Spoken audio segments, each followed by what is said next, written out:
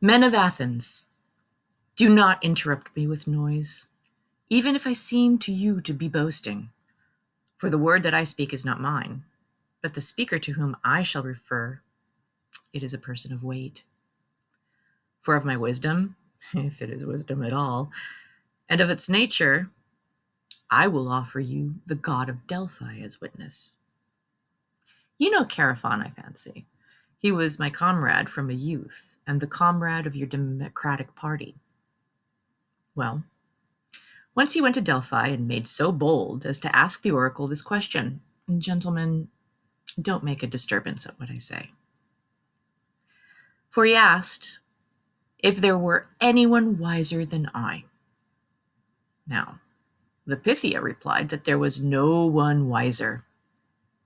And about these things his brother here will bear you witness, since Chaerephon is dead. But see why I say these things, for I'm going to tell you from where the prejudice against me has arisen. For when I heard this, I thought to myself, what in the world does the god mean, and what riddle is he propounding? For I am conscious that I am not wise to any degree. What then does he mean by declaring that I am the wisest? He certainly cannot be lying, for that is not possible for him. And for a long time, I was at a loss as to what he meant. Then, with great reluctance, I proceeded to investigate him somewhat as follows. I went to one of those who had a reputation for wisdom, thinking that there, if anywhere, I should prove the utterance wrong and should show the oracle, this man is wiser than I, but you said I was wisest. So examining this man, for I need not call him by name, but he was one of the public men with regard to whom I had this kind of experience, men of Athens. And conversing with him, this man seemed to me to be wise to many other people, and especially to himself, but not to be so. And then I tried to show him that he thought he was wise, but was not. As a result, I became hateful to him and to many of those present. And so, as I went away, I thought to myself, I am wiser than this man, for neither of us really knows anything fine and good, but this man thinks he knows something when he does not, whereas I, as I do not know anything, do not think I do either. I seem then, in just this little thing, to be wiser than this man at any rate, that what I do not know, I do not think I know either. From him I went to another of those who were reputed to be wiser than he, and these same things seemed to me to be true. And there I became hateful both to him and to many others. Now, from this investigation, men of Athens, many enmities have arisen against me, and such as are most harsh and grievous, so that many prejudices have resulted from them, and I am called a wise man. For on each occasion, those who are present think I am wise in the matters in which I confute someone else. The fact is, gentlemen, it is likely that the god is really wise, and by his oracle means this: human wisdom is of little or no value. And it appears that he does not really say this of Socrates, but merely uses my name and makes me an example, as if he were to say, this one of you, O human beings, is wisest, who, like Socrates, recognizes that he is in truth of no account in respect to wisdom. Therefore, I am still even now going about and searching and investigating at the god's behest anyone, whether citizen or foreigner, who I think is wise. And when he does not seem so to me, I give aid to the god and show him that he is not wise.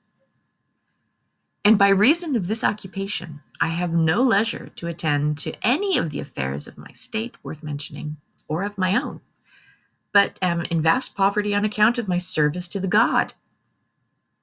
And in addition to these things, the young men who have the most leisure, the sons of the richest men, accompany me of their own accord, find pleasure in hearing people being examined, and often imitate me themselves, and then they undertake to examine others.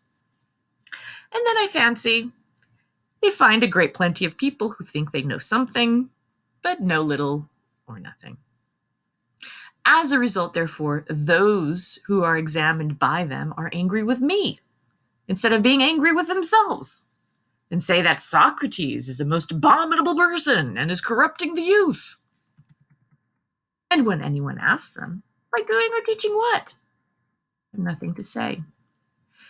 But they do not know, and that they may not seem to be at a loss, they say these things that are handy to say against all philosophers. The things in the air, the things beneath the earth, and not to believe in the gods, and to make the weaker argument the stronger. For they would not, I fancy, care to say the truth that is being made very clear that they pretend to know, but know nothing.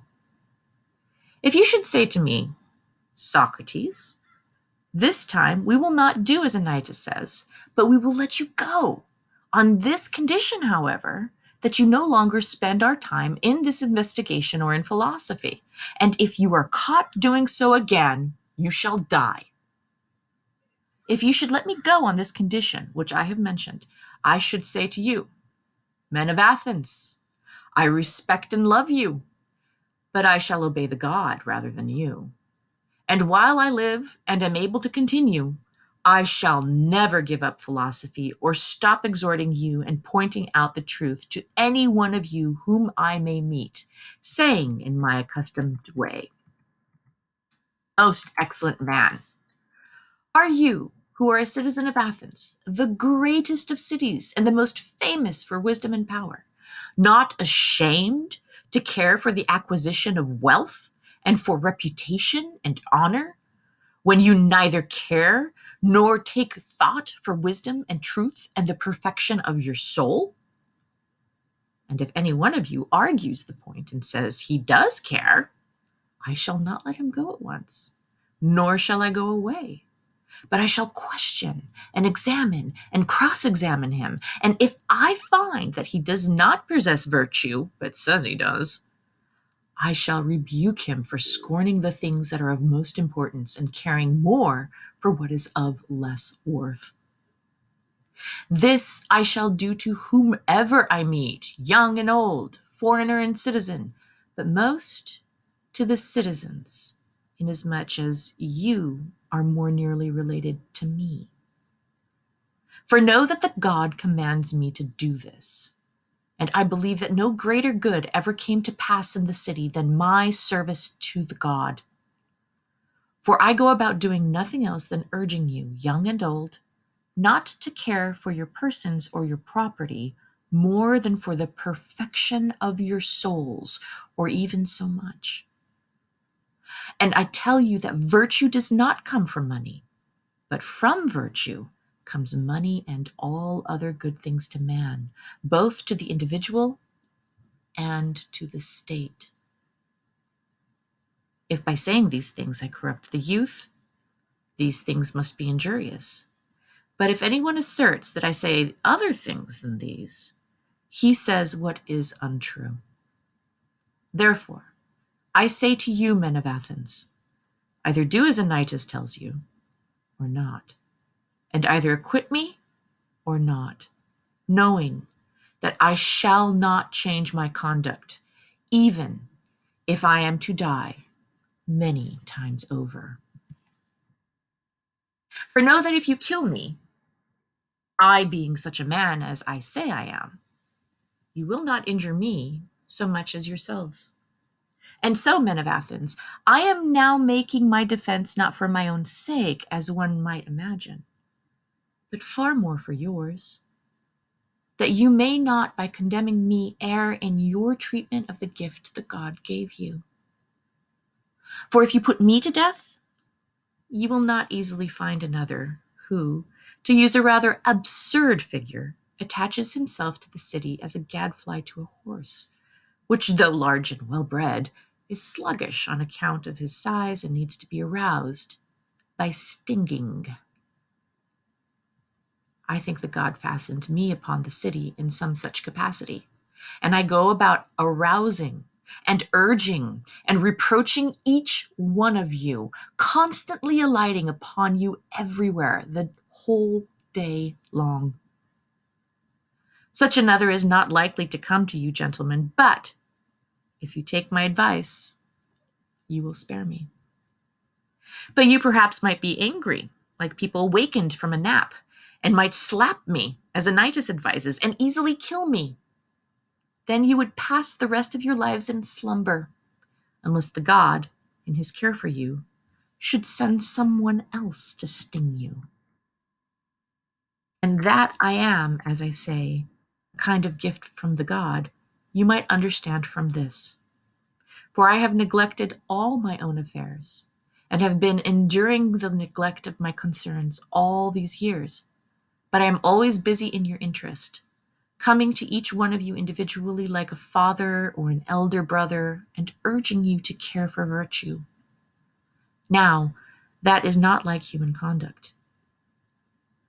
If I derived any profit from this and received pay for these exhortations, there would be some sense in it. But now you yourselves see that my accusers, though they accuse me of everything else in such a shameless way, have not been able to work themselves up to such a pitch of shamelessness as to produce a witness to testify that I ever exacted or asked pay of anyone.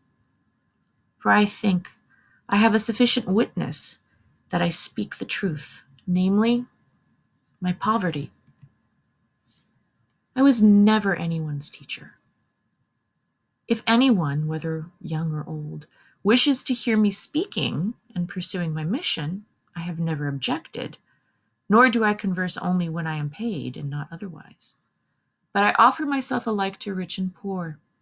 I ask questions, and whoever wishes may answer and hear what I say.